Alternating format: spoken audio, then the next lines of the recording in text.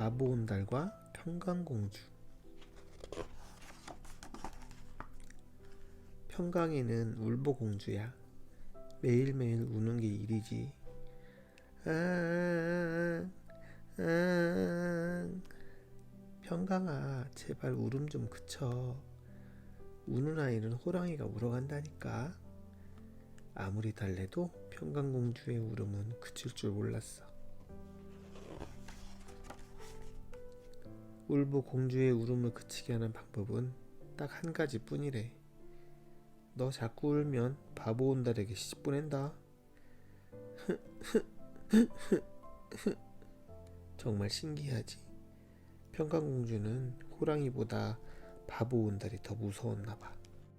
온달은 바보야. 온달아, 바보 온달아.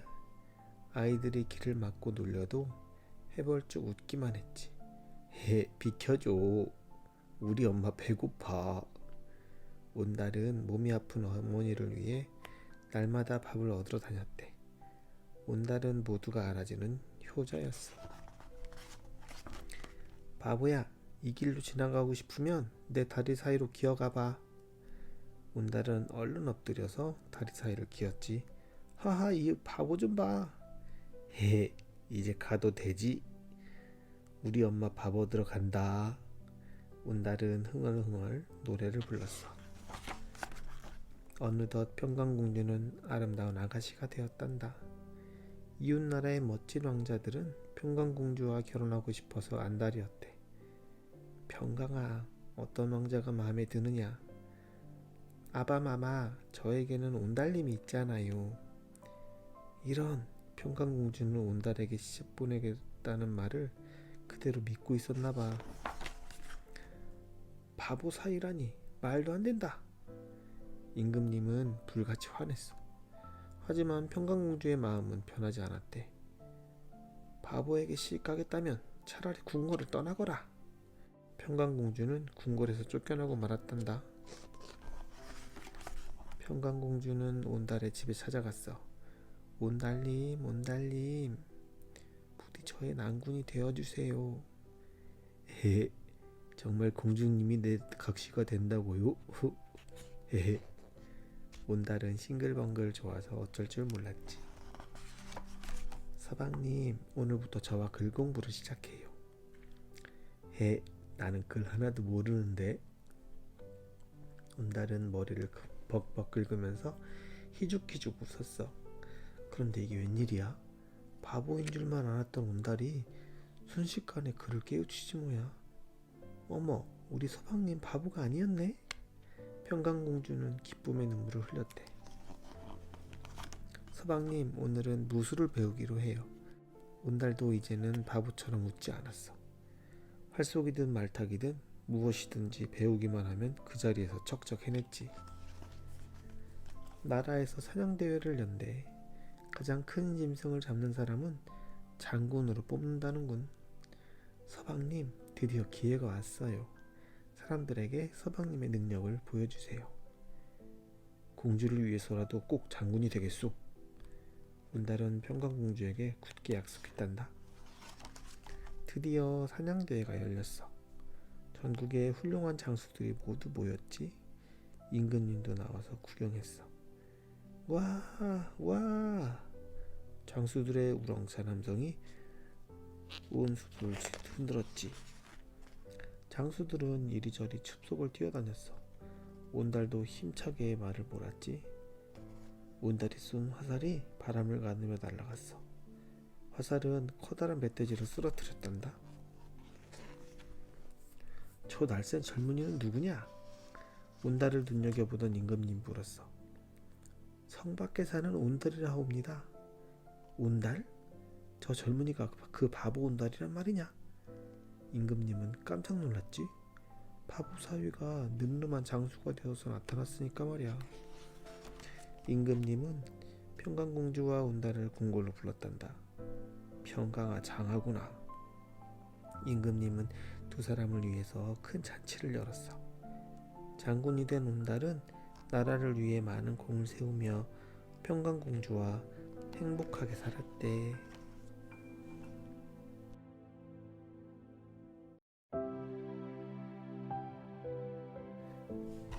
콩쥐 팥쥐. 옛날 어느 마을에 콩쥐라는 아이가 살았어. 콩쥐는 얼굴도 예쁘지만 마음씨는 더욱 예뻤어. 그런데 콩쥐에게 아주 슬픈 일이 일어났어. 어머니가 돌아가신 거야. 아버지는 가엾은 콩쥐를 위해서 새어머니를 맞이했지. 하지만 새어머니는 여간 심술궂은 게 아니었어. 새어머니에게는 팥쥐라는 딸이 있었어. 팥쥐는 얼굴도 못생겼지만 마음씨는 더욱 고약했지. 이 신발도 내꺼, 이 옷도 내꺼, 콩쥐 것은 다 내꺼야. 팥쥐는 콩쥐가 가진 것을 모두 빼앗아 버렸어. 아버지가 돌아가시자 새어머니는 콩쥐를 더욱 심하게 괴롭혔대. 콩쥐는 하루 종일 일만 했어. 잠시도 쉬지 않고 말이야. 아, 맛있다. 욕심쟁이 팥쥐는 누룽지를 먹느라 정신이 없었지. 심술쟁이 새어머니는 드르렁드르렁 낮잠만 잤어. 하지만 콩쥐는 새어머니와 팥쥐를 미워하지 않았대. 그러던 어느 날이었어. 마을에 큰 방이 나붙었어. 원님이 며느리를 고르기 위해서 성대한 잔치를 연다는 거야. 호호호호, 우리 팥쥐가 원님 며느리가 되다니. 새어머니와 팥쥐는 벌써 원님의 며느리가 된 것처럼 좋아했어. 새어머니는 콩쥐를 보며 말했어. 콩쥐야, 너도 잔치에 가렴. 콩쥐는 깜짝 놀랐지. 저 정말요? 그러자 팥쥐가 땅바닥에 주저앉아 엉엉 우는 거야. 예쁜 콩쥐가 잔치에 간다면 원님의 며느리가 될 게 뻔했거든. 심술쟁이 새어머니는 콩쥐를 보며 다시 말했어. 호호호, 콩쥐야, 뒷곁에 있는 큰 독에 물을 길어다 채우고 산나무 밭을 다 메고 벼 석섬을 다 찌은 다음에 잔치에 오너라. 콩쥐는 기운이 쏙 빠져버렸지. 팥쥐는 더욱 신이 나서 잔치집으로 갔대. 콩쥐는 우선 항아리에 물을 길어다 부었어. 그런데 항아리는 물을 부어도 채워지지 않는 거야. 정말 이상하네. 콩쥐는 이리저리 항아리를 살펴보았지. 이런, 항아리 밑에 구멍이 나 있잖아. 그때 두꺼비 한 마리가 나타났어. 착한 콩쥐야, 내가 구멍을 막아줄 테니 어서 물을 부어. 콩쥐는 두꺼비 덕에 항아리에 물을 가득 채울 수 있었대. 콩쥐는 밭으로 갔어. 그런데 밭은 온통 자갈밭으로 덮여 있는 거야. 하지만 콩쥐는 열심히 자갈밭을 갈았단다. 그러다가 그만 호미를 뚝 부러뜨렸지 뭐야. 콩쥐는 참았다는 울음을 터뜨렸지. 그때 황소 한 마리가 나타났어. 착한 콩쥐야, 울지마. 내가 밭을 다 갈아줄게. 황소는 눈 깜짝할 사이에 밭을 다 갈아주었대. 집으로 돌아온 콩쥐는 또 한숨을 쉬었어. 휴, 이걸 언제 다 찢지? 그때 참새 한 마리가 날아왔어. 짹짹짹, 착한 콩쥐야, 걱정하지 마. 우리가 도와줄게. 참새는 친구들을 데려와 순식간에 벼석섬을 찧어주었어. 그런데 콩쥐의 얼굴이 아직도 울상이야. 이런 옷을 입고 어떻게 잔치집에 가지? 콩쥐의 옷은 다 낡고 해졌거든. 틀림없이 웃음거리만 될 거야. 콩쥐의 낡은 옷 위로 눈물방울이 뚝뚝 떨어졌어. 바로 그때 아름다운 선녀가 나타났어. 착한 콩쥐야, 이 옷을 입고 가렴. 선녀는 콩쥐에게 아름다운 옷과 예쁜 꽃신을 주셨어. 고맙습니다, 선녀님. 콩쥐는 얼른 잔치집으로 갔어. 사람들은 콩쥐를 보고 입을 다물지 못했대. 와, 정말 예쁘다. 원님의 아들은 콩쥐를 보자마자 한눈에 반해버렸단다. 그런데 새어머니와 팥쥐가 콩쥐를 보고 말았어. 콩쥐는 깜짝 놀라 달아나기 시작했지. 그러다가 그만 꽃신 한 짝을 잃어버렸지 뭐야. 어디 사는 누굴까? 원님의 아들은 꽃신의 주인을 찾으러 다녔어. 온 마을을 뒤졌지만 꽃신은 아무에게도 맞지 않았대. 이제 마지막 한 명 콩쥐만 남았을 뿐이야. 콩쥐는 조심조심 꽃신을 신었어. 꽃신은 콩쥐의 발에 꼭 맞았지. 드디어 찾았군요. 원님의 아들은 몹시 기뻐했어. 마을에 큰 잔치가 열렸어. 콩쥐와 원님의 아들이 결혼을 하는 날이거든. 마음씨 착한 콩쥐는 원님의 며느리가 되어 오래오래 행복하게 살았대. 새어머니와 팥쥐도 잘못을 뉘우치고 콩쥐와 함께 살았어. 콩쥐의 착한 마음이 두 사람의 마음을 따뜻하게 감싸주었거든.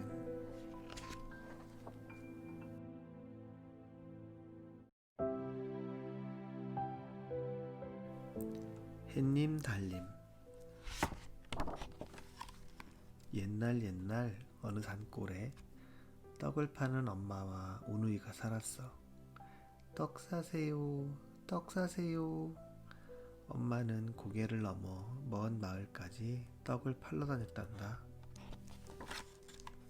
엄마가 고개를 넘을 때였어. 떡 하나 주면 안 잡아먹지. 갑자기 커다란 호랑이가 나타났지 뭐야? 이건 우리 아이들 줄 떡인데. 엄마는 오누이에게 떡을 주려고 2개를 남겨놨거든.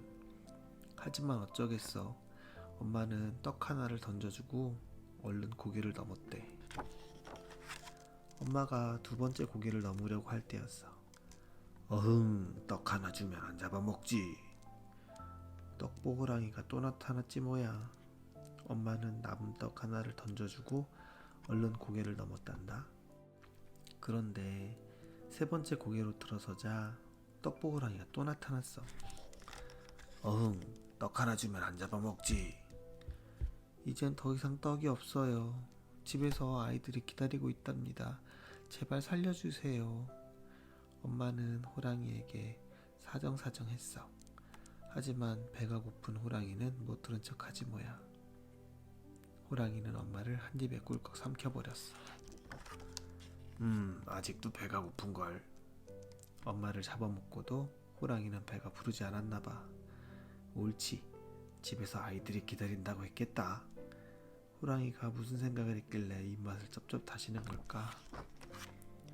오누이는 이제나 저제나 엄마를 기다리고 있었어. 그때 문 밖에서 아이들을 부르는 소리가 들렸어.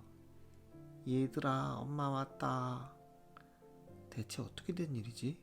엄마는 분명히 호랑이에게 잡아먹혔는데 말이야. 오빠, 엄마가 오셨어.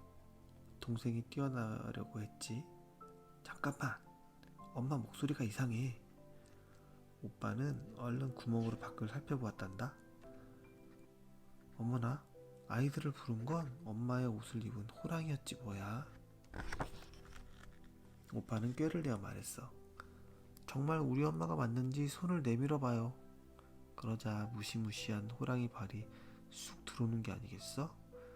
북슬북슬 털이 나고 발톱도 날카로웠지? 엄마 손은 깨끗하고 털도 없는데 이상한걸? 오빠가 큰 소리로 말했어. 호랑이는 얼른 부엌으로 가서 발톱을 자르고 털도 깎았대. 그 사이에 오누이는 살금살금 뒷문으로 도망쳤어. 그리고 우물 옆에 있는 커다란 나무 위로 올라갔지. 호랑이는 우물에 비친 아이들을 보고 물었어. 얘들아, 우물 속엔 어떻게 들어갔니? 호랑이는 약이 올라 우물가를 뱅뱅 돌았단다. 그런데 그 모습이 어쩌나 우습던지 오누이가 그만 웃음을 터뜨렸지 뭐야. 결국 호랑이는 오누이를 찾아냈어. 얘들아, 그 높은 나무에는 어떻게 올라갔니? 참기름을 바르고 올라왔지. 오빠가 얼른 대답했어. 호랑이는 참기름을 듬뿍 바른 다음 나무를 타고 오르려 했어. 그런데 주르륵 미끄러지기만 하는 거야. 하하 바보, 도끼로 찍고 올라온지도 모르고. 이런, 동생이 그만 방법을 알려주고 말았어. 호랑이는 얼른 도끼를 들고 왔지. 오누이는 오들오들 떨며 하나님께 기도를 했어. 하느님, 저희를 살려주시거든 튼튼한 금동아줄을 내려주시고, 저희를 죽이시려거든 썩은 동아줄을 내려주세요. 그러자 하늘에서 금동아줄이 내려왔단다. 오누이는 금동아줄을 타고 하늘로 올라갔지. 나무 위로 올라온 호랑이도 오누이처럼 기도를 했어. 하느님, 저를 살리시려거든 썩은 동아줄을 내려주시고 죽이시려거든 금동아줄을 내려주세요. 이번에도 하늘에서 동아줄이 내려왔어. 그런데 글쎄 썩은 동아줄이 내려왔지 뭐야. 호랑이가 기도를 거꾸로 했거든. 호랑이는 그것도 모르고 얼른 동아줄을 잡았어. 썩은 동아줄은 금방 뚝 끊어져 버렸지. 그 바람에 호랑이는 수수바리에 떨어지고 말았단다. 그때 호랑이의 피가 묻어서 수수깡이 붉게 변한 거래. 하늘로 올라가는 오누이는 햇님과 달님이 되었어. 오빠는 달님, 동생은 햇님이 되었지. 그런데 햇님은 부끄럼쟁이야. 우리가 햇님을 쳐다볼 때 눈이 부신 것은 부끄럼쟁이 햇님이 피터사를 쏘기 때문이란다.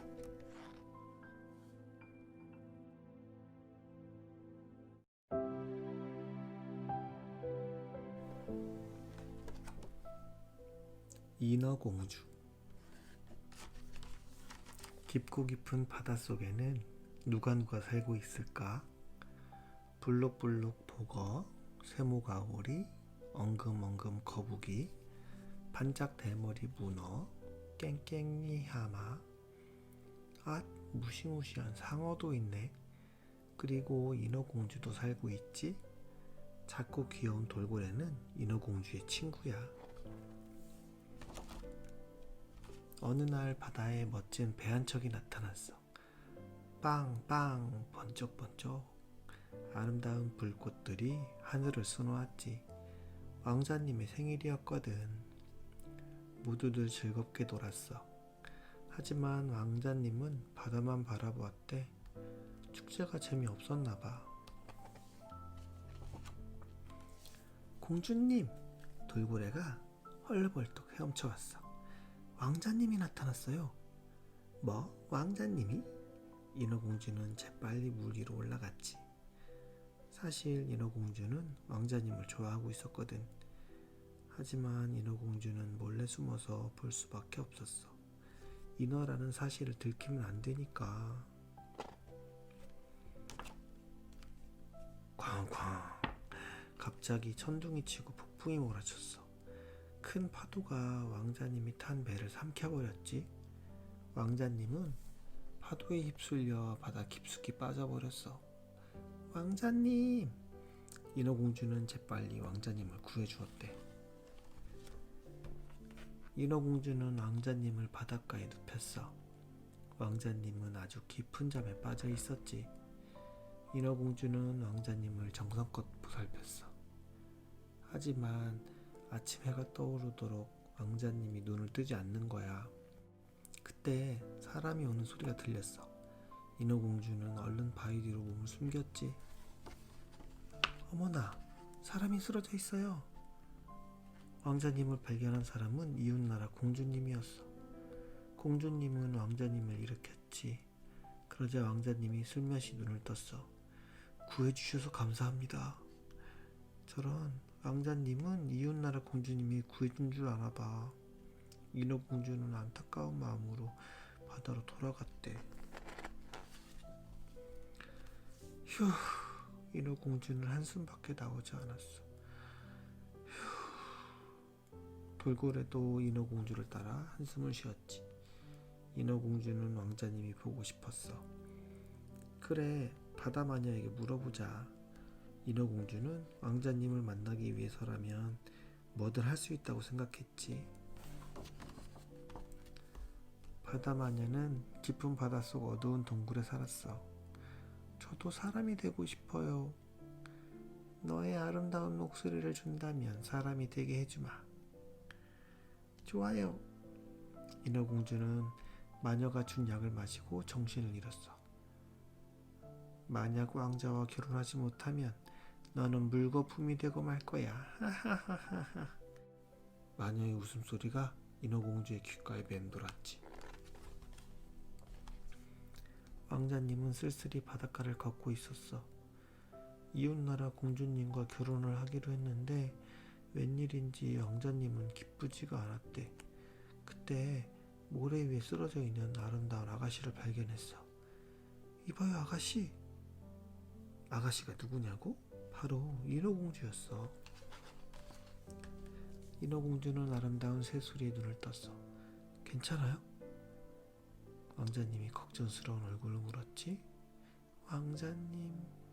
하지만 인어공주는 아무 말도 할 수가 없었어. 바다마녀에게 목소리를 뺏겨버렸잖아. 왕자님은 인어공주가 마음에 들었어. 인어공주의 목소리는 들을 수 없었지만 말이야. 어느 날 왕자님이 시무룩한 표정으로 말했어. 며칠 후면 이웃나라 공주와 결혼을 하게 돼. 인어공주는 슬픈 눈으로 왕자님을 바라보았어. 안 돼요, 왕자님. 그럼 저는 물거품이 되고 말 거예요. 인어공주의 눈에서 굵은 눈물방울이 떨어졌지. 왕자님의 결혼식이 내일로 다가왔어. 인어공주는 바다를 바라보며 한숨만 쉬었지. 그때였어. 막내야, 막내야. 언니들이 인어공주의 이야기를 듣고 찾아온 거야. 우리가 바다마녀에게 머리카락을 잘라주고 얻어온 칼이야. 이 칼로 왕자님을 찌르면 넌 살 수 있대. 인어공주는 떨리는 손으로 칼을 받았어. 인어공주는 칼을 숨긴 채 궁전으로 돌아왔어. 그리고 왕자님의 방으로 몰래 들어갔단다. 왕자님은 평화롭게 잠들어 있었어. 인어공주는 칼을 꺼내 들었지. 하지만 사랑하는 왕자님을 찌를 수 없었어. 왕자님 행복하세요. 인어공주는 눈물을 흘리며 바닷가로 달려갔어. 바다 너머에서 아침 햇살이 비쳤어. 햇살을 받은 인어공주의 몸은 서서히 사라지며 물거품이 되고 말았대. 인어공주는 물거품이 되어 방울방울 하늘로 날아갔지. 왕자님 안녕히 계세요. 인어공주는 하늘나라에서 사랑하는 왕자님을 영원히 지켜주었대.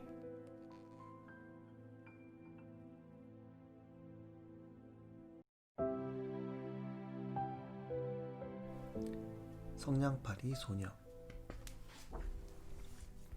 즐거운 크리스마스 이브야. 하늘에선 한방눈이 펑펑 내렸지. 거리를 오가는 사람들은 모두들 즐거운 표정을 짓고 있었어. 처음 보는 사람들도 반갑게 인사를 나눴지. 메리 크리스마스, 메리 크리스마스. 성냥팔이 소녀는 오늘도 성냥을 팔러 나왔어. 모자도 장갑도 없이 말이야. 그래서 온몸이 얼음처럼 꽁꽁 얼어버렸지. 아저씨, 성냥 하나만 팔아주세요. 소녀가 뚱보 아저씨한테 사정했어. 난 성냥이 필요 없다. 뚱보 아저씨는 그냥 지나쳐버렸지. 바구니에는 아직 성냥이 잔뜩 남아있었어. 성냥 사세요. 성냥 사세요. 소녀는 이리저리 뛰어다니며 성냥을 팔았어. 그런데 소녀가 막 길을 건너려고 할 때였어. 마차가 소녀를 향해 달려오는 거야. 꼬마야, 빨리 비켜. 소녀는 마차를 피하려다 그만 넘어지고 말았어. 성냥은 여기저기 흩어져서 모두 눈에 젖고 말았단다. 어떡하지? 소녀는 신발이 벗겨진 줄도 모르고 허겁지겁 성냥을 주워 담았어. 소녀의 두 눈에는 눈물이 글썽거렸지. 사람들은 힐끔힐끔 소녀를 쳐다볼 뿐 아무도 도와주지 않았대. 소녀는 그냥 집으로 돌아갈까 생각했어. 아니야, 아저씨가 화를 많이 내실 거야. 소녀는 이내 고개를 절레절레 흔들었어. 소녀는 부모님이 모두 돌아가셨대. 그래서 아저씨와 함께 살고 있었지. 아저씨의 환한 얼굴이 떠오르자 소녀는 걱정되었어. 그때였어. 갑자기 남자아이가 뛰어오더니 소녀의 신발을 들고 손사같이 도망치는 게 아니겠어? 안 돼, 내 신발 돌려줘. 소녀는 울면서 소리쳤지만 아무 소용이 없었어. 남자아이는 어느새 골목 끝으로 사라져버렸거든. 소녀는 가로등 아래 쪼그리고 앉아서 울고 있었어. 그런데 어디선가 웃음소리가 들려오는 거야. 하하하하 호호호호호호. 소녀는 웃음소리를 따라가 봤단다. 창문 너머로 행복한 가족 모습이 보였어. 따뜻한 난로와 맛있는 음식들로 가득 찼지. 소녀는 부모님이 더욱 보고 싶었대. 엄마, 아빠. 소녀는 성냥 하나를 켰어. 그러자 따뜻한 난로가 나타나지 않겠어? 아, 따뜻해. 소녀는 난로를 향해 손을 내밀었어. 그런데 소녀의 손이 난로에 닿으려는 순간 성냥불이 훅 꺼져버리지 뭐야. 물론 난로도 사라져버렸지. 소녀는 다시 성냥을 켰어. 이번에는 맛있는 음식들이 잔뜩 나타났지. 아, 맛있겠다. 그런데 소녀가 달콤한 케이크를 잡으려는 순간 성냥불이 또 꺼져버렸어. 물론 맛있는 음식들도 연기처럼 사라져버렸지. 소녀는 다시 성냥을 꺼내서 불을 붙였어. 이번에는 커다란 크리스마스 트리가 나타났지. 트리 밑에는 선물 상자가 가득했어. 그런데 소녀가 선물 상자를 집으려고 하자 성냥불이 또 꺼지고 말았어.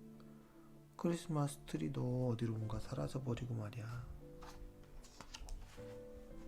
이제 성냥은 하나밖에 남지 않았어. 하나님, 엄마 아빠를 만나게 해주세요. 소녀는 간절히 기도를 했어. 그리고 마지막 성냥에 불을 붙였지. 과연 하나님이 소녀의 소원을 들어주셨을까? 갑자기 하늘에서 엄마의 목소리가 들렸어. 아가야, 귀여운 내 아가. 정말 엄마가 나타났지 뭐니. 엄마! 소녀는 울음을 터뜨리며 엄마에게 안겼지. 나도 엄마랑 같이 갈래요. 소녀는 엄마를 붙잡고 놓지 않았어. 그러자 엄마는 소녀를 꼭 안고 말했어. 그래, 이제 함께 가자. 세상이 온통 하얀 눈으로 뒤덮인 아침이야. 가로등 아래 성냥팔이 소녀가 누워 있었어. 사람들이 하나둘씩 소녀의 주위로 모여들었지. 어머나, 가엾기도 하지. 한 신사가 소녀에게 코트를 덮어주었어. 소녀는 얼굴 가득 행복한 미소를 짓고 있었대. 따뜻한 엄마 품에 안겨서 하늘나라로 가기 때문이야.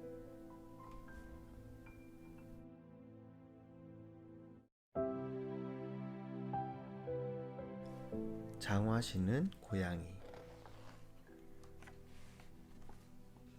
덜거덕 쿵 덜거덕 쿵. 방아가 힘차게 돌아가네. 막내는 곡식을 차곡차곡 수레에 담았지. 방앗간 주인에게는 3명의 아들이 있었어. 하지만 일을 하는 아들은 언제나 막내뿐이었대. 형들은 게으른 데다 욕심도 많았거든. 어느 날 갑자기 아버지가 돌아가셨어. 그러자 큰형이 말했지. 내가 첫째니까 방앗간은 내 거야. 그럼 난 수레와 당나귀를 갖겠어. 작은 형이 얼른 말했어. 넌 고양이와 헌 자루를 가져. 형들은 막내를 내쫓아버렸어. 막내는 커다란 나무 아래 털썩 주저앉았어. 고양이를 어디다 쓰지? 막내는 고양이를 보면서 중얼거렸지. 그러자 고양이가 나지막히 속삭이는 거야. 주인님, 빨간 장화와 자루를 빌려주세요. 어디에 쓰려고 그러니? 막내는 고개를 갸웃거리며 장화를 벗어주었대. 고양이는 장화를 신고 잽싸게 달려가서 토끼를 잡았어. 그리고 토끼를 자루에 넣어 궁전으로 달려갔지. 임금님, 카바라 공작께서 보내는 선물입니다. 고양이는 임금님께 자루를 내밀었어. 오호, 그래. 임금님은 공작의 선물을 기쁘게 받았대. 다음날 고양이는 또 궁전으로 달려갔어. 임금님, 카바라 공장님이 보내는 선물입니다. 자루 안에는 다람쥐 2마리가 들어있었대. 고양이는 매일매일 작은 동물들을 임금님께 바쳤어. 주인님, 어서 옷을 벗고 냉물로 들어가세요. 고양이는 막내를 물속으로 밀어 넣었어. 임금님이 공주님과 함께 다리 위를 지나갈 것이라는 소문을 들었거든. 덜컹덜컹. 드디어 임금님이 탄 마차가 지나갔어. 고양이는 얼른 마차를 가로막으며 소리쳤지. 임금님, 카바라 공장님을 살려주세요. 도둑들이 공장님을 물속에 빠뜨렸어요. 공작을 구해주어라. 임금님이 신하에게 명령했어. 막내는 신하에게 이끌려 물속에서 나왔대. 임금님은 막내에게 다정스럽게 말했지. 공작의 얘기는 많이 들었소. 공작의 성을 구경하고 싶은데 괜찮겠소? 막내는 어리둥절했어. 그때 고양이가 냉큼 대답했단다. 물론이지요, 임금님. 막내는 엉벽거려 임금님의 마차를 타게 되었어. 고양이는 마차를 앞질러 밀밭으로 달려갔어. 그리고 농부들에게 소리쳤지. 임금님이 물으시면 이 밀밭이 카바라 공장님 거라고 하세요. 그렇지 않으면 쥐들을 몰아서 밀밭을 모두 망쳐버릴 거예요. 그런 다음 고양이는 목장으로 뛰어갔어. 임금님이 물어보시면 이 목장이 카바라 공장님 거라고 하세요. 그렇지 않으면 친구들과 함께 젖소를 못 살게 굴 거예요. 잠시 후 임금님의 마차가 밀밭에 멈추었어. 이 넓은 밀밭은 누구의 것이냐? 카바라 공장님의 것입니다. 밀을 베던 농부가 대답했지. 이 큰 목장은 누구의 것이냐? 카바라 공장님 것입니다. 젖을 짜던 일꾼이 대답했어. 그 사이 고양이는 도깨비 성으로 달려갔어. 마침 도깨비는 식사를 하려던 참이었지. 저는 도깨비님의 소문을 듣고 하인이 되려고 왔답니다. 고양이는 콧소리를 섞어가며 살살거렸어. 하하하, 그래, 내가 그렇게 유명하단 말이냐? 도깨비는 기분이 좋아 낄낄 웃었지. 도깨비님은 마법도 부린다면서요? 그럼. 도깨비는 우쭐했어. 한 번만 보여주세요. 고양이의 말이 부드러지기 무섭게 도깨비는 커다란 사자로 변했어. 우와, 정말 대단해요. 하지만 작은 생쥐로 변하기는 어렵겠죠? 천만에. 도깨비는 순식간에 생쥐로 변했어. 그러자 고양이는 생쥐를 날름 삼켜버렸지 뭐야. 임금님의 마차가 도깨비 성에 도착했어. 고양이는 성문을 활짝 열고 임금님을 맞이했지. 어서오세요, 임금님. 여기가 바로 카바라 공장님의 성이랍니다. 고양이는 도깨비의 음식으로 임금님을 대접했어. 궁전으로 돌아온 임금님은 당장 카바라 공작을 불렀어. 내 딸과 결혼해 주시오. 임금님은 카바라 공작이 마음에 쏙 들었거든. 공주님도 순진한 막내가 싫지는 않았나봐. 막내와 공주님은 성대한 결혼식을 올렸단다. 주인님, 저는 참 쓸모있는 고양이지요? 그래, 네 말이 맞다. 하하하하. 막내는 크게 기뻐하며 웃음을 터뜨렸지. 시골뜨기 방앗간집 막내 아들은 장화시는 고양이 덕분에 오래오래 행복하게 살았대.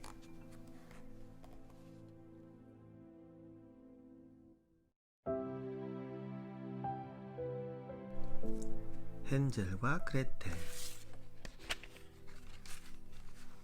옛날 어느 숲속에 헨젤과 그레텔이 살았대.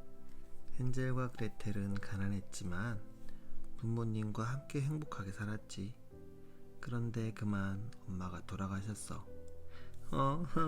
엄마. 아빠는 아이들을 위해 새엄마를 맞아들였대. 하지만 새엄마는 헨젤과 그레텔에게 따뜻한 눈길 한번 주지 않았단다. 나라에 큰 가뭄이 들었어. 집집마다 먹을 것이 없어서 걱정했지. 헨젤의 집도 마찬가지였어. 그러자 새엄마는 국리 끝에 아이들을 내다 버려야겠다고 생각했어. 새엄마의 얘기를 듣고 아빠는 버럭 화를 냈지. 안 돼요. 그럴 순 없어. 하지만 새엄마는 끈질기게 아빠를 설득했어. 그런데 헨젤과 그레텔이 새엄마의 이야기를 듣고 말았어. 마침 아래층으로 내려오고 있었거든. 오빠 이제 어떡하지? 그레텔은 눈물을 주르륵 흘렸어. 그레텔 걱정 마. 오빠가 있잖아. 헨젤은 그레텔을 꼭 안아주었단다. 깜깜한 밤이 되었어. 헨젤은 조심조심 문 밖으로 나가서 하얀 돌멩이를 주머니에 가득 주워 담았지. 그리고 살금살금 집 안으로 들어왔어. 날이 밝자 새엄마는 헨젤과 그레텔을 깨웠어. 오늘부터 너희들도 나무를 하러 가야 해. 새엄마는 헨젤과 그레텔을 데리고 깊은 숲속으로 들어갔대. 헨젤은 하얀 돌멩이를 하나씩 떨어뜨리며 따라갔어. 새엄마가 눈치채지 못하도록 말이야. 숲속은 낮은데도 아주 깜깜했어. 너희들은 여기서 나무를 하거라. 새엄마는 아이들에게 딱딱한 빵을 하나씩 나눠 주었지. 그리고는 재빨리 사라져버렸대. 오빠 이제 어떻게 돌아가지? 그레텔은 잔뜩 겁에 질렸어. 걱정하지 마. 하얀 돌멩이를 따라가면 집을 찾아갈 수 있을 거야. 헨젤과 그레텔은 달빛에 반짝이는 하얀 돌멩이를 따라 걸었어. 그러자 정말 집까지 무사히 돌아올 수 있었단다. 새엄마는 아이들을 보고 깜짝 놀랐어. 아니 얘들이 어떻게 돌아왔지? 새엄마는 울그락불그락 화가 나서 어쩔 줄을 몰랐지. 하지만 아빠는 헨젤과 그레텔이 무사히 돌아와서 정말 기뻤대. 화가 난 새엄마는 아이들 방문에 커다란 못을 꽝꽝 박아버렸지 뭐니? 이러면 못 나오겠지? 그레텔은 무서워서 울음을 터뜨리고 말았어. 울지마 그레텔. 무슨 방법이 있을 거야. 헨젤은 요리조리 궁리를 하느라 밤을 꼬박 새웠단다. 다음날 아침 새엄마는 아이들을 데리고 다시 숲으로 갔어. 헨젤은 새엄마가 준 빵을 조금씩 떨어뜨렸지. 빵 부스러기를 따라 돌아오면 되잖아. 그런데 헨젤이 떨어뜨린 빵 부스러기를 새들이 모두 쪼아 먹어버렸지 뭐야. 밤이 되자 헨젤은 그레텔을 데리고 집으로 돌아가려고 했어. 그런데 빵 부스러기가 보이지 않는 거야. 이제 어떡하지? 헨젤과 그레텔은 그만 울음을 터뜨렸어. 그때 하얀 새 한 마리가 날아왔어. 찍찍찍찍. 울지 말고 저를 따라오세요. 헨젤과 그레텔은 하얀 새를 따라 깊은 숲속으로 들어갔대. 맛있는 냄새가 나는데? 깊은 숲속에는 맛있는 과자집이 있었어. 굴뚝에서는 솜사탕 연기가 피어오르고 얼음 과자로 된 창문, 초콜릿 문, 비스킷 벽, 모든 게 과자로 만들어진 집이었지. 헨젤과 그레텔은 정신없이 과자를 먹었어. 그런데 갑자기 무서운 할머니가 나타났어. 맛있게 생긴 아이들이구나. 할머니는 아이들을 잡아먹는 마녀였거든. 마녀는 헨젤을 우리에 가두고 그레텔에게는 하루 종일 일만 시켰대. 토실토실 살찌워서 잡아먹어야지. 마녀는 헨젤에게 매일 맛있는 음식을 먹였지. 얼마나 살이 쪘는지 손 좀 내밀어봐. 그러자 헨젤은 몰래 숨겨두었던 닭뼈를 내밀었어. 아니 아직도 이렇게 말았단 말이야? 눈이 나쁜 마녀는 감쪽같이 속았대. 옳지. 그레텔을 먼저 잡아먹어야 되겠군. 마녀는 그레텔을 보고 꿀꺽 군침을 삼켰어. 그레텔, 아궁이에다 빵을 좀 구워주겠니? 하지만 그레텔은 꾀를 내어 말했지. 아궁이가 안 열려요. 뭐야? 이것도 못 열어? 마녀는 화가 나서 아궁이를 활짝 열었어. 그 순간 그레텔은 마녀를 아궁이에 확 밀어 넣었대. 그레텔은 재빨리 헨젤을 구했어.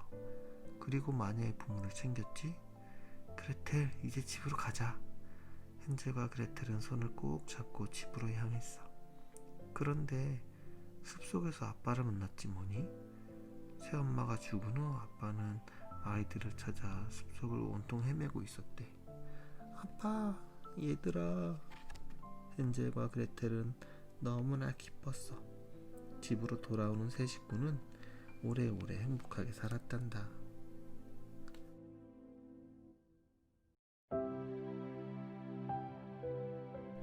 흥부와 놀부. 옛날 어느 마을에 연씨 형제가 살았대. 형은 심술쟁이 놀부고 동생은 마음씨 착한 흥부야. 그런데 부모님이 돌아가시자 놀부의 심술은 더욱 심해졌어. 재산을 모두 차지하고 흥부를 내쫓았지 뭐야. 쉬. 매서운 바람이 흥분의 방문을 흔들었어. 흥분의 가족은 오들오들 떨고 있었지. 이러다가 모두 굶어 죽겠어요. 큰 댁에 가서 먹을 것 좀 얻어오세요. 흥부의 아내가 겨우겨우 말했어. 흥부가 놀부네 집으로 들어섰어. 그러자 벼락같은 소리가 났지. 썩 꺼지지 못해! 게다가 형수까지 뛰어나와 밥주걱으로 흥부의 뺨을 후려쳤어. 흥부는 뺨에 붙은 밥알을 떼어먹고 얼른 다른 쪽 뺨을 내밀었지. 성미가 고약한 형수는 주걱을 깨끗이 씻은 다음 흥부의 뺨을 더욱 세게 후려쳤대. 흥부는 실컷 맞기만 하고 쫓겨났단다. 관가로 가보게. 죄 지은 사람 대신 매를 맞으면 돈을 준대. 흥부는 동네 사람의 말을 듣고 얼른 관가로 달려갔어. 철썩 철썩 매 맞는 소리가 관가에 울려 퍼졌어. 하지만 흥부의 얼굴에는 웃음이 가득했대. 아이들에게 따뜻한 밥을 먹일 수 있었기 때문에. 추운 겨울이 지나고 따뜻한 봄이 왔어. 지지배배 지지배배. 흥부네 집에 예쁜 제비 한 쌍이 찾아왔지. 제비는 처마에 둥지를 틀고 귀여운 새끼를 낳았어. 흥부네 아이들은 처마 밑에서 떠날 줄 몰랐지. 그러던 어느 날이었어. 새끼 제비 한 마리가 둥지에서 떨어져서 다리가 부러진 거야. 흥부가 제비를 정성껏 치료해주자 새끼 제비는 금세 튼튼해졌대. 가을이 되자 제비 식구들은 강남으로 떠났지. 제비야 안녕. 꼭 돌아와야 해. 겨울이 지나고 따뜻한 봄이 왔어. 지지배배 지지배배. 강남 갔던 제비가 돌아온 거야. 와, 우리 제비예요. 다리를 보세요. 아이들은 팔짝팔짝 뛰며 좋아했지. 그런데 제비의 입에 무언가 또르르 떨어지는 게 아니겠어? 아버지, 박씨예요. 흥부는 양지 바른 곳에 그 박씨를 심었대. 박씨는 무럭무럭 자랐어. 노란 박들이 지붕 위를 온통 덮을 정도로 말이야. 아버지, 빨리 박을 타요. 흥부네 가족들은 모두 모였어. 슬근슬근 톱질이야, 슬근슬근 톱질이야. 노랫소리에 맞추어 모두들 신나게 박을 탔지. 자, 박이 갈라진다. 첫 번째 박이 쩍 하고 갈라졌어. 어머나, 그런데 이게 뭐야? 하얀 쌀이 마당 가득 쏟아지는 게 아니겠어? 슬근슬근 톱질이야. 두 번째 박을 타자 번쩍번쩍 금은부화가 쏟아졌어. 세 번째 박에서는 목수들이 나와 뚝딱뚝딱 대골 같은 집을 지어주었대. 흥부네는 이제 부자가 된 거지. 뭐라고? 흥부가 부자가 되었다고? 놀부는 소식을 듣고 한 걸음에 달려왔어. 아이고 형님, 어서 오십시오. 흥부가 반갑게 형님을 맞았지. 흥부야, 어디서 도둑질을 했느냐? 놀부가 흥부를 다그쳤어. 흥부는 제비 얘기를 들려주었지. 뭐? 제비? 제비가 박씨를 물어왔다고? 놀부는 얼른 집으로 달려와 잘 놀고 있는 제비 다리를 뚝 분질러 버렸어. 아이고 불쌍해라. 놀부는 찔끔찔끔 눈물까지 흘리며 제비 다리에 헝겊을 매주었대. 가을이 되어 제비들이 강남으로 떠날 때가 되었어. 제비야, 꼭 박씨를 물고 와야 한다. 놀부는 누가 들을까봐 제비의 귀에다가 소곤소곤 속삭이듯 소리쳤어. 드디어 봄이 찾아왔어. 놀부는 매일매일 제비를 기다렸지. 그런데 정말 제비가 커다란 박씨를 물고 온 거야. 얼씨구 절씨구 박씨다, 박씨야. 놀부의 아내는 덩실덩실 춤을 추었지. 박씨를 씹자마자 신기하게도 바로 싹이 나더니 주렁주렁 박이 열렸어. 놀부는 잔뜩 기대에 부풀어서 톱질을 했지. 금 나와라. 놀부의 고함 소리에 첫 번째 박이 쩍 갈라졌어. 그런데 누런 똥이 콸콸 쏟아지는 게 아니겠어? 놀부는 똥구덩이 속에서 두 번째 박을 탔지. 그러자 이번에는 도깨비들이 우르르 나와 놀부와 아내를 마구 때리는 게 아니겠어? 그리고는 집을 모두 부숴버렸어. 놀부와 아내는 겨우 목숨만 건졌지 뭐야. 형님, 이게 어찌 된 일이에요? 흥부가 찾아와서 걱정스러운 듯 물었어. 너도 날 벌주러 왔느냐? 놀부는 이제 사람만 봐도 덜컥 겁이 났지. 벌이라니요, 형님. 우리 모두 같이 살아요. 흥부는 놀부의 손을 꼭 잡았어. 놀부는 그제야 잘못을 뉘우쳤지. 그 후로는 놀부도 흥부처럼 착하고 성실하게 살았대.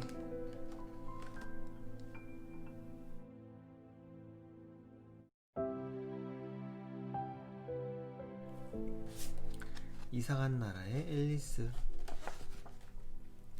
햇님도 꾸벅꾸벅 졸고 있는 어느 봄날이었어. 앨리스는 언니와 함께 나무 그늘 아래에 앉아 있었대. 아, 심심해. 앨리스는 계속 하품을 해댔어. 그때 하얀 토끼 한 마리가 시계를 보면서 휙 지나가지 않겠어? 바쁘다 바빠. 토끼는 순식간에 나무 구멍 속으로 쏙 들어가 버렸어. 토끼 아저씨, 잠깐만요. 앨리스는 토끼를 쫓아 나무 구멍 속으로 들어갔어. 그런데 나무 구멍 속에는 물건들이 모두 둥둥 떠다니지 뭐야. 앨리스는 예쁜 빗으로 머리도 빗어보고 커다란 지도도 펼쳐보았어. 그러다 앨리스는 갑자기 바닥으로 쿵 떨어졌어. 여기가 어디지? 앨리스는 겁이 나서 울음을 터뜨리고 말았어. 얼마나 울었던지 앨리스는 목이 말랐어. 마침 앨리스 옆에 물병 하나가 있었대. 앨리스는 벌컥벌컥 물을 마셨지. 그런데 이상한 일이 벌어졌어. 앨리스의 몸이 스르르 작아지는 거야. 어푸. 앨리스는 자기가 흘린 눈물에 빠져 허우덕댔어. 그때 웃음꽝스럽게 생긴 동물들이 나타났지. 동물들은 앨리스의 손을 잡고 빙글빙글 돌았어. 그러자 눈물도 사라지고 옷도 금세 말랐대. 얘들아, 고마워. 앨리스는 동물 친구들에게 사탕을 나눠 주었어. 그때 토끼 아저씨가 바쁘게 뛰어가지 뭐야. 바쁘다 바빠. 토끼 아저씨 기다려요. 앨리스는 재빨리 토끼를 쫓아갔지만 소용없었어. 토끼는 이미 작은 집으로 사라져 버렸거든. 앨리스는 토끼가 사라진 집으로 가보았어. 토끼 아저씨, 어디 계세요? 그런데 토끼는 보이지 않고 식탁 위에 주스 한 잔만 놓여 있는 거야. 앨리스는 이번에 주스를 꿀꺽꿀꺽 마셨대. 그러자 이번에는 거인으로 변해버렸어. 커다란 발이 창문 밖으로 삐죽 튀어나오고 머리로는 지붕을 부숴서 지붕이 뚫렸지 뭐야. 괴물이 나타났다. 깜짝 놀란 동물들이 앨리스에게 돌멩이를 던졌어. 돌멩이는 집에 닿자마자 맛있는 과자로 변해버렸어. 과자를 먹으면 다시 작아질지도 몰라. 앨리스는 얼른 과자를 입에 넣었어. 그런데 개미처럼 아주 작아져 버렸지 뭐야. 앨리스는 숲속으로 나왔어. 마침 커다란 버섯 위에서 배추벌레가 뻐끔뻐끔 담배를 피우고 있었지. 어떻게 하면 다시 커질 수 있나요? 이 버섯을 먹어보렴. 앨리스는 배추벌레가 준 버섯을 먹었어. 그러자 앨리스의 목이 쑥 길어지는 게 아니겠어? 날아가던 새가 앨리스의 머리를 콕콕 쪼아댔지. 앨리스는 얼른 다른 버섯을 먹고 원래의 모습으로 돌아왔대. 앨리스는 나무 위에 있는 아롱다롱 고양이에게 물었어. 집으로 가는 길을 알고 있니? 모자 장수에게 물어보렴. 모자 장수는 노란 토끼와 함께 점심을 먹고 있었지. 아가씨, 여기 앉아서 같이 먹어요. 하지만 모자 장수가 내미는 접시는 텅텅 비었어. 모자 장수는 계속해서 엉뚱한 말만 늘어놓았대. 앨리스는 아름다운 정원으로 들어갔어.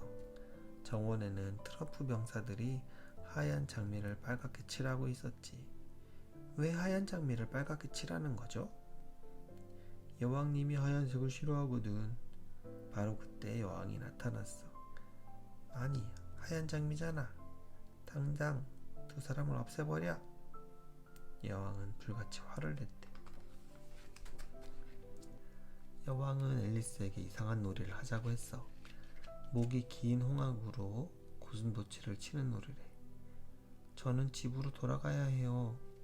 그러자 여왕은 놀이에서 이겨야 보내준다는 거야. 앨리스는 할 수 없이 놀이를 하기로 했지. 여왕은 홍학을 번쩍 들어 고슴도치를 힘껏 내려쳤어. 가엾은 고슴도치는 멀리 날아갔지. 앨리스는 고슴도치를 차마 때릴 수가 없었대. 그래서 그만 놀이에 지고 말았지 뭐야. 역시 나를 당할 자는 없단 말이야. 여왕은 한껏 뽐내며 말했지. 집으로 돌아가는 길을 가르쳐 주세요. 앨리스는 여왕에게 사정했어. 그러자 여왕이 으스대며 말했어. 바닷가에 사는 거북이에게 물어보렴. 앨리스는 거북이를 찾아갔어. 하지만 거북이는 새우에게, 새우는 재판관에게 물어보라는 거야. 그런데 알고 보니 여왕이 바로 재판관이었어. 내 빵을 훔친 하트를 없애버려라. 여왕은 하트에게 무서운 판결을 내렸어. 그런 일로 병사를 죽이다니 여왕님은 정말 나빠요. 앨리스가 용감하게 나섰어. 뭐라고? 앨리스도 함께 없애버려. 여왕의 명령이 떨어지자 트럼프 병사들이 우르르 앨리스에게 달려들었어. 앨리스는 힘껏 도망을 쳤지. 그때 누군가가 앨리스를 세게 흔들었어. 앨리스, 앨리스, 일어나. 앨리스는 깜짝 놀라 눈을 떴어. 언니의 무릎을 베고 잠들어 있었거든. 휴, 정말 신기하고 재미있는 꿈이었어. 나무 옆에 있던 하얀 토끼가 앨리스에게 손을 흔들어 주었지. 앨리스는 한박 웃음을 지으며 집으로 돌아갔대.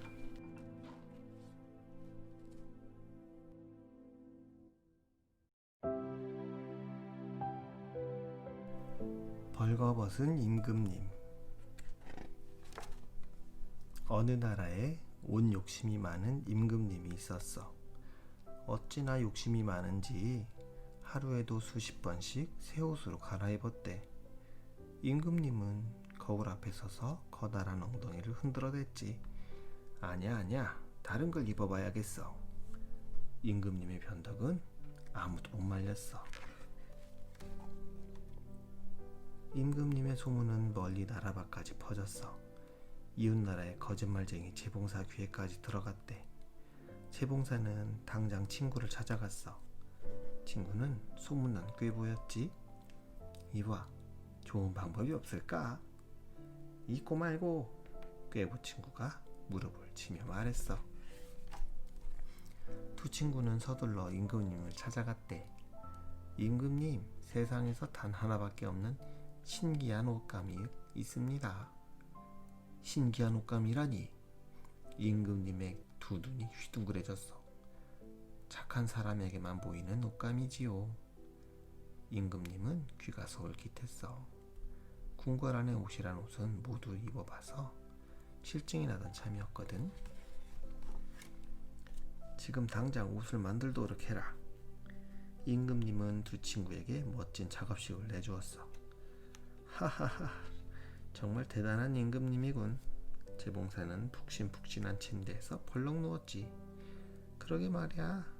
꾀보는 와삭와삭 사과를 깨물었어. 정말 착한 사람에게만 보이는 옷감이 있을까? 다음날 두 친구는 한낮이 되어서 일어났어. 아, 잘 잤다. 슬슬 배가 고픈걸. 두 친구는 배가 터질 정도로 음식을 먹어댔지. 그리고는 다시 침대 속으로 쏙 들어가는 거야. 다음 날도 또 다음 날도 놀기만 했대. 물론 작업대는 텅텅 비어 있었지. 얼마 후 임금님은 신하를 불렀어. 옷이 잘 만들어지고 있는지 보고 오너라. 두 친구는 신하가 온다는 소식에 벌떡 일어났지. 그러더니 꾀보는 하늘을 향해 가위질을 하고 재봉사는 바늘만 요리조리 흔들지 뭐야. 신하가 작업실로 들어섰어. 어서 오십시오. 꾀보가 바쁜 척 신하를 맞았지. 옷은 잘 만들고 있는 거요. 신하는 두리번 작업실을 살폈어. 물론이죠. 자 보세요. 재봉사가 신하를 작업대로 데려갔지. 하지만 재봉사가 가리키는 곳에는 아무것도 없었어. 신하는 아무것도 보이지 않았지만 거짓말을 해야 했어. 정말 훌륭한 옷이군. 이 옷감은 세상에 하나밖에 없는 옷감이지요. 신이 난 두 친구는 침이 마르도록 자랑을 늘어놓았어. 신하는 임금님께 달려갔어. 임금님, 생전 처음 보는 아름다운 옷입니다. 오, 그래. 잔뜩 기대에 부푼 임금님은 두 친구에게 금화 100냥을 주었대. 이제 떠날 준비를 하자. 그래, 꼬리가 길면 잡히는 법이니까. 다음날 두 친구는 커다란 상자를 임금님께 가져갔어. 임금님, 드디어 옷이 완성됐습니다. 그래, 어디 한번 보자. 그런데 임금님의 눈에는 아무것도 보이지 않았어. 내가 착하지 않단 말인가. 하지만 임금님은 억지로 미소를 지으며 말했대. 정말 멋진 옷이구나. 마음에 꼭 드는군. 작업실로 돌아온 두 친구는 떼굴떼굴 굴렀어. 터져나오는 웃음을 참지 못해서 말이야. 우하하하, 임금님 표정 봤어? 세상에 보이지 않는 옷감이 어딨다고. 하하하하. 그래, 맞아. 두 친구가 어리석은 임금님을 골려준 거야. 두 친구는 금화 주머니를 들고 폴짝폴짝 숲속으로 사라져 버렸대. 임금님은 새 옷을 백성들에게 보여주고 싶었어. 그래서 거리 행진을 나가기로 했대. 어떠냐? 근사하지? 임금님은 새 옷, 아니 속옷만 입고 거울에 이리저리 비춰보았어. 네, 정말 아름답습니다. 신하들도 모두 입을 모아 칭찬했지. 임금님의 새 옷 얘기는 온 나라에 퍼졌어. 착한 사람한테만 보인대. 신기한 일도 다 있지? 백성들은 모이기만 하면 수군거렸어. 드디어 임금님의 행진이 시작됐어. 임금님은 으쓱으쓱 당당하게 길을 걸었지. 백성들은 서로 눈치만 살피느라 아무 말도 하지 않았대. 그때 나무 위에 있던 꼬마가 웃음을 터뜨렸어. 임금님 좀 봐. 벌거벗었대요. 그제서야 사람들도 입을 열었어. 그래, 맞아. 하하하하. 거리는 온통 웃음바다가 되었지. 임금님의 얼굴은 홍당무처럼 빨개졌어. 그 후로 임금님은 우독심을 버리고 훌륭한 왕이 되었대.